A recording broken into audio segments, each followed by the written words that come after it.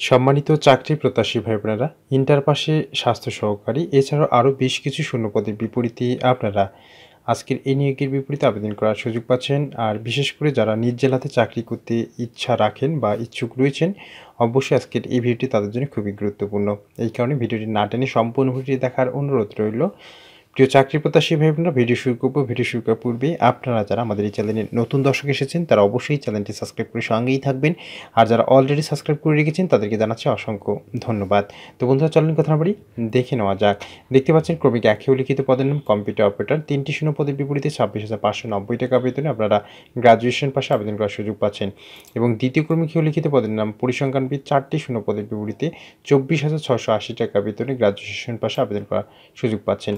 এবং অফিস সহকারী cum computer মুদ্রাক্ষরিক তৃতীয় ক্রমিকে লিখিত পদের নাম 3টি শূন্য পদের বিপরীতে আপনারা 22,490 টাকা বেতনে যে কোনো স্বীকৃত বোর্ড হইতে কেবলমাত্র ইন্টার পাশে আবেদন করার সুযোগ পাচ্ছেন। চতুর্থ ক্রমিকেও লিখিত পদের নাম স্টোর কিপার।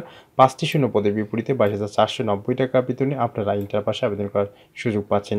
এরপর আজকের এই নিয়োগে সর্বোচ্চ পদ সংখ্যা রয়েছে স্বাস্থ্য সহকারী এই পদটিতে 39টি শূন্য পদের বিপরীতে 22,490 টাকা বেতনে ইন্টার পাশে আবেদন করতে পারবেন।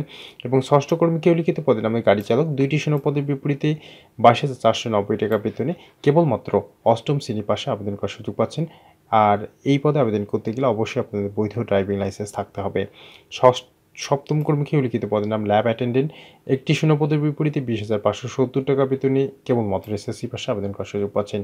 তো আজকের এই নিয়োগের বিপরীতে আপনারা যারা আবেদন করতে ইচ্ছুক রয়েছেন, অবশ্যই আপনাদের বেশ কিছু শর্ত প্রতিপালন সাপেক্ষে আবেদন করতে হবে।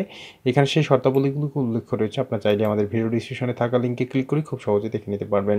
তো প্রিয় চাকরি প্রত্যাশী ভাই বোনেরা, আজকের এই নিয়োগের বিপরীতে কেবলমাত্র আপনারা যারা নরসিংদী জেলার স্থায়ী বাসিন্দা রয়েছেন তারাই আবেদন করতে পারবেন। আর আপনাদের জেলায় এই ধরনের নতুন নিয়োগ বিজ্ঞপ্তি কবে আসবে এটি জানতে হলে অবশ্যই আমাদের চ্যানেলটি সাবস্ক্রাইব করে সঙ্গেই থাকতে হবে।